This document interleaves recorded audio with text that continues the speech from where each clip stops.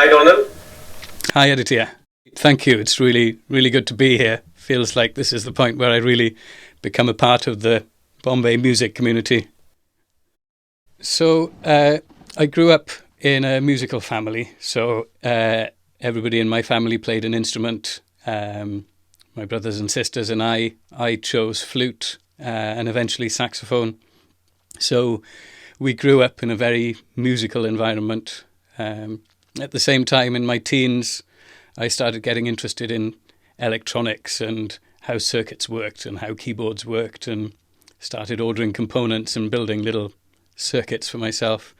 So when it came to choosing a career and sitting down with a careers officer, it seemed to be a natural combination of the two things I loved the most, music and electronics. From there, I attended a university, the University of Surrey, where I studied a degree called a Tonmeister, which is a degree in music and sound recording. And that took me to London, where I spent 10 years working in two respected mastering studios in London in the 1990s, which that was a fantastic time to be working in the music industry in London.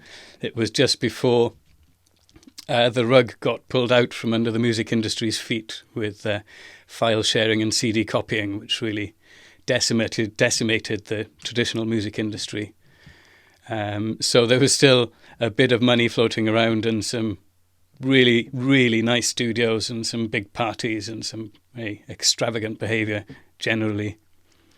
So at the end of the 90s, I decided to leave London and come home.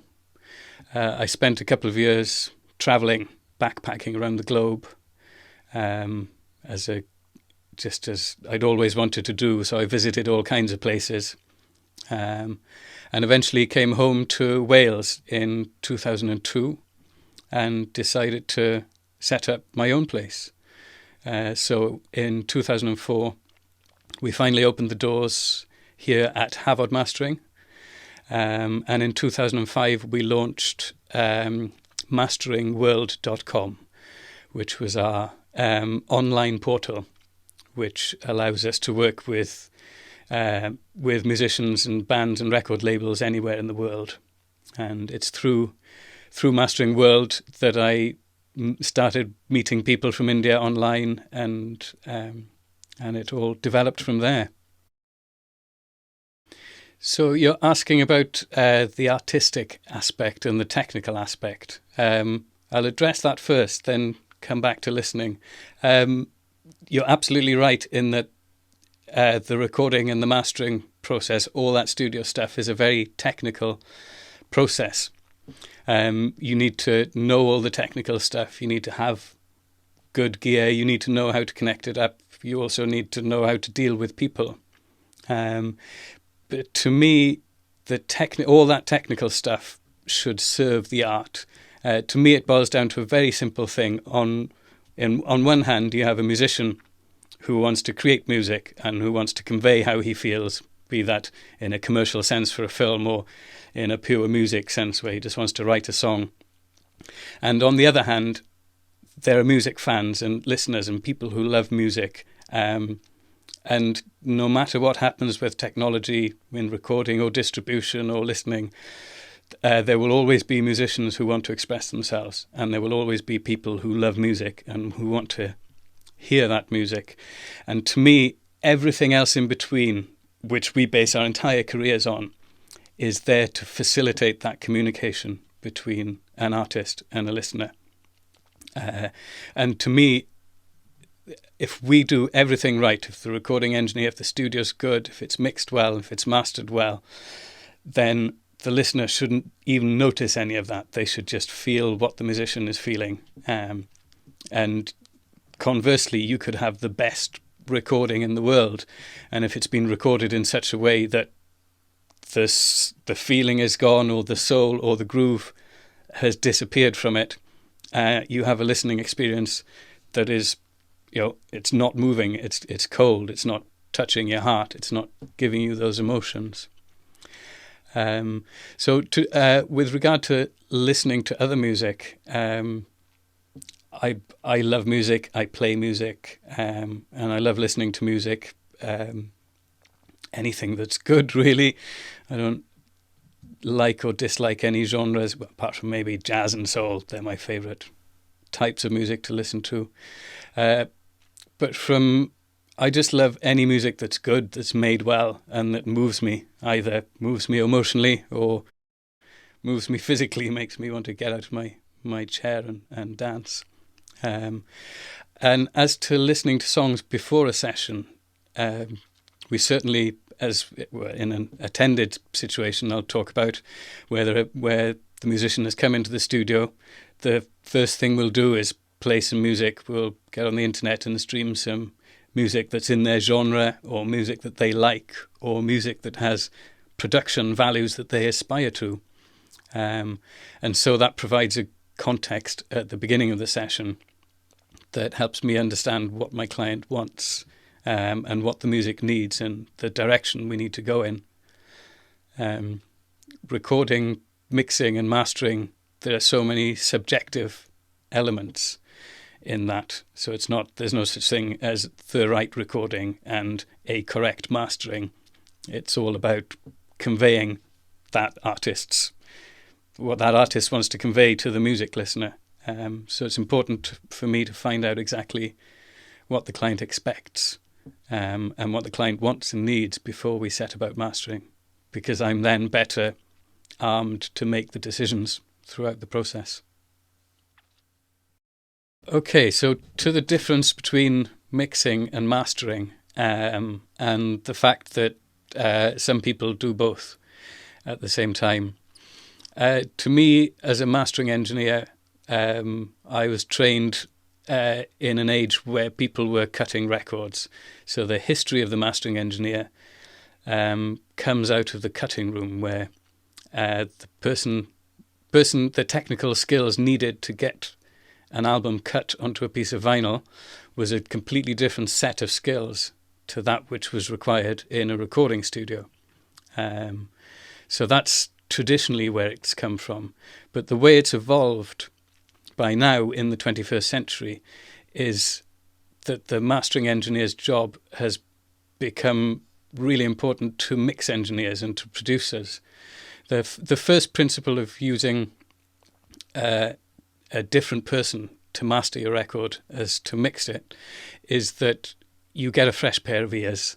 The mix engineer, the producer, the band, everybody involved has heard that record 1,000 times and knows every nuance, knows every drum hit, knows every slice of reverb, every edit. So it's literally not possible for those people to hear the record for the first time and get the first impression that the listener will do when they first listen to the record. So the first thing a mastering engineer brings to the party is a fresh perspective. The second thing a mastering engineer should have is a listening environment that is really balanced and really accurate, and that can allow the mastering engineer to really tell what's going on with the mix. It's not all mix rooms are made equal. In fact, a lot of people these days are mixing in project studios and mixing in small rooms with just basic acoustic treatment. And even in fully professional recording studios, the monitoring requirements are slightly different for recording and tracking, in that you need monitoring that is, comfortable, and monitoring that you really can live with for hours and hours on end, because you're going to be in that environment for long days and everything like that. So it mustn't be fatiguing. But it needs to be vibey as well in a mix studio. You've got to really be kind of feeling the excitement. And a mastering studio is set up slightly differently in that it's really balanced. Some might call it cold, but it's clear what's going on. You can really hear, firstly, what you need to do to the record. And then as I'm going ahead and making subtle adjustments, I can hear straight away the difference that my adjustments are making. So in an untreated room, I might go a lot further with my processing than actually I need to, because I can't I can't hear exactly what's going on. So this room, for example, you can see around me has got very, very carefully set up listening environment. Thirdly, a mastering engineer brings specialist equipment. In a recording situation, it might be important, talking in an analog recording studio, it might be important to have a wide range of outboard gear so you can have a lot of different flavors to bring in for your drums or your vocals, the guitars or whatever it is you're recording. And you need a lot of them because you might be using a stack of them at the same time. The same, I guess, with plugins in a recording environment. You need a wide, broad range of things. In a mastering environment, you need a small number of very, very good pieces of equipment. We're working on the finished mix, so we're working in stereo. So if I want to change how the vocal sounds, that's going to change how the drums sound and how the guitars sound and how the keyboards sound. So we've got to do really subtle things, and the equipment has to be really transparent. And just from a business point of view, it's important for me to invest, to buy expensive but a small number of very expensive and top of the range stuff, because everything I do goes through them.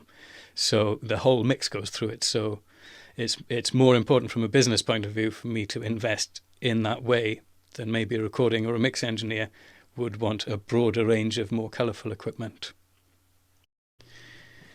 Okay, you're asking about a common misconception that mastering is just about bringing the volume up.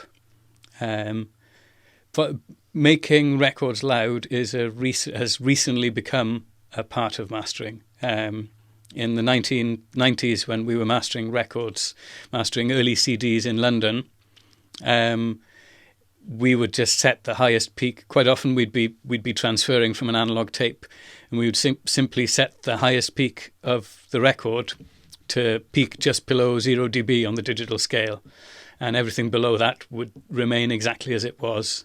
And if you got a good conversion and you didn't clip and the level was good, that was a good CD master. In time, the industry has changed. People's expectations have changed. I don't like to blame Americans, but it started in America.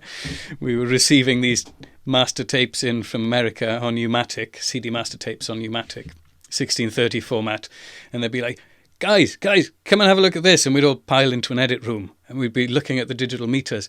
Almost every beat is hitting 0. What's going on? What are these Americans doing? This record's louder. And we started finding out about peak limiting and soft clipping and driving converters a bit harder and all this stuff.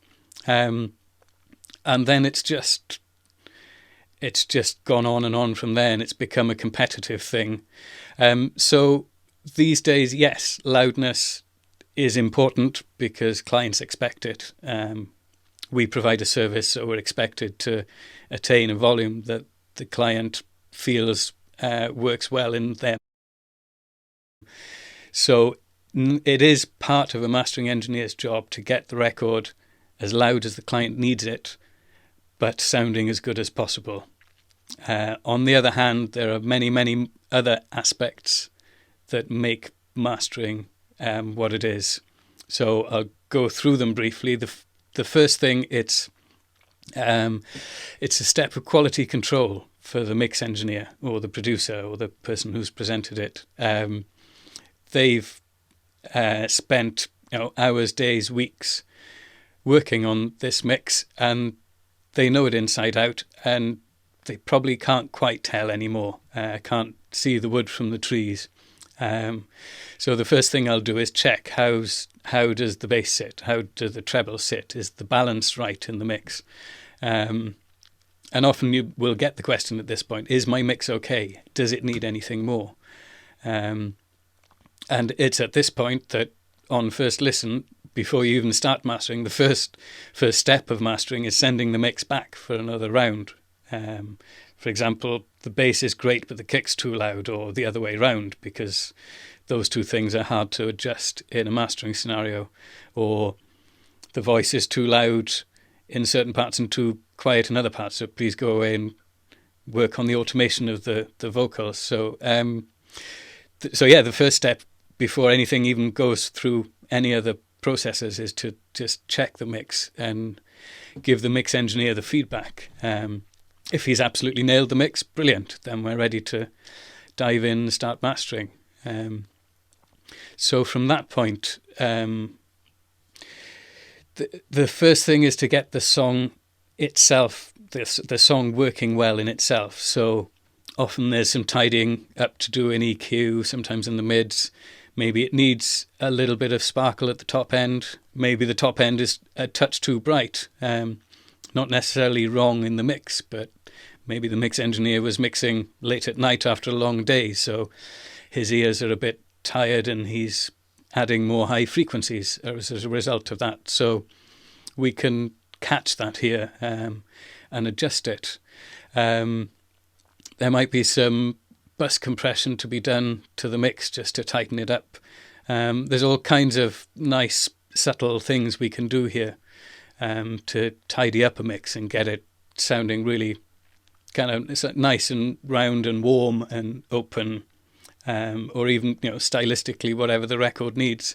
And that's the kind of thing we were doing 20 years ago in London. It wasn't, loudness didn't enter into it. So long as you were peaking just below 0, it was just make the record sound nice. The artist often comes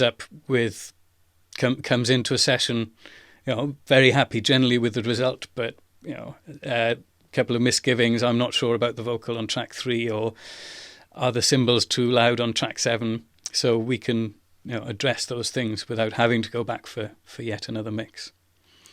And then, of course, because it's the 21st century, comes the point of making the record louder, like you asked about. Making music loud, it's basically you only have a certain signal to noise ratio. You've got a maximum level on a digital system, which is 0 dB FS. And if you descend the signal louder than that, it will clip, which is distortion. In order to make records loud, you need to clip most of the peaks in that recording. If the recording's peaking just there, you need to bring those peaks down to there so that you can then turn the whole thing up again. By definition, we're adding distortion at that stage. If you're clipping your peaks, however you do it, that is a distortion. It is distorting the waveform. So the trick and the art is to get it loud, but pushing the distortion either into areas that you can't hear, or doing it in such a way that it sounds pleasing to the ear, or at least less horrible to the ear. It does sometimes feel like it needs to get that to that level. So, okay, what do we need to do to keep it at that level, but still keep it sounding nice? That's something we've worked a lot on here, and we've got various tools and various tricks we've kind of figured out over the years. Completely depends on the signal. The material has a huge difference. It's not a case of we have a favourite plugin, you whack it through that, it comes 6 dB louder, everybody's happy. Every record sounds different, so you have to try different things. You have to try different limiters, try different converters, play with your attack and release times, try combinations of limiters. There's all kinds of stuff, and every song, every record will need a slightly different combination of all of those things. So mastering is about getting the record sounding beautiful to start with, which is what we did back in the day, and then it's about getting it loud enough to be commercially viable, for it to sit well next to other records in that genre or in that market.